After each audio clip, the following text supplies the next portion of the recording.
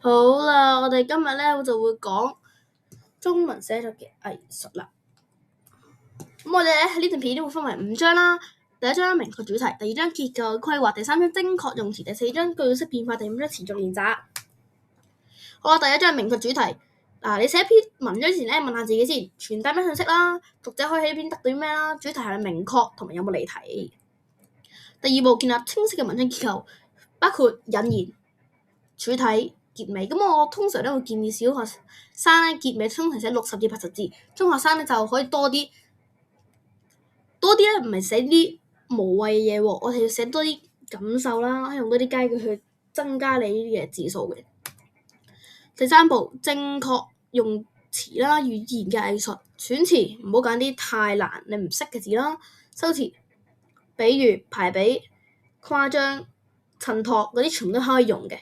或者咧成語佳句，好似我哋下邊啦，言之無物，行而不遠，呢個都係一個非常之好嘅佳句嚟嘅。好啦，我哋而家到第4章啦，句式變化，增添表達嘅層次。我哋咧又分3個啦，呢個係大概小學生會學到同埋可以做到嘅嘢啊。簡單句、複合句、被動句。如果你做唔到咧，唔緊要，你可以中學咧，你可以做到呢3句都有咧，咁就你就勁啦。多讀多寫，我哋可以閱讀啲好作者嘅文章啦。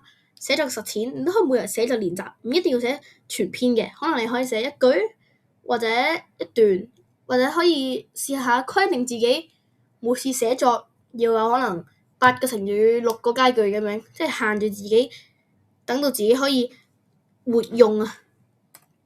咁我哋寫作技巧咧有個框架嘅，就係紅色構思、橙色完善、綠色規劃、藍色係選寫，紫色係檢視。咁呢5步咧就會令到你嘅寫作技巧可以飆升或者寫得更加好嘅。我哋常見寫作挑戰同埋解決嘅方案，詞彙唔夠可以每日都讀多啲中文書，其實都已經可以加你嘅詞彙啦。或者你返學你聽人哋講咩咧，你都可以試下去網上面 search 下嘅。邏輯唔清楚，寫作前咧要先列你個大綱啦，或者可以使用轉接詞引導。咁記住要有合邏輯啦，唔好唔合邏輯。咁咧，我哋呢度有缺乏文采，就我之前講嘅，要有修辭啦、成語佳句啦，同埋可以多閱讀優美嘅文章，都係非常之好嘅辦法，可以解決缺乏文采嘅唔係咁好嘅一個壞習慣啦。好，我哋寫出優秀中文作品。我哋 overall 翻啦，我哋咧要明確主題，確立文章核心，建立清晰同埋邏輯結構，精確選詞，增加文采。呢個好重要啊！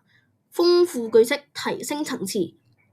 提升層次，你可以用層遞又好，豐富句式都可以用我之前介紹嗰3樣。我哋再持續閱讀與寫作練習，可以繼續多啲寫啦，多啲睇中文書都得嘅。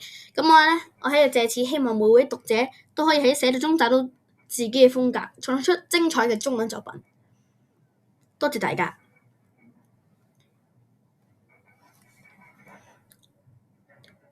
如果你鍾意我嘅 channel，可以唔該 subscribe 下我嘅 channel 啊，唔該晒，拜拜。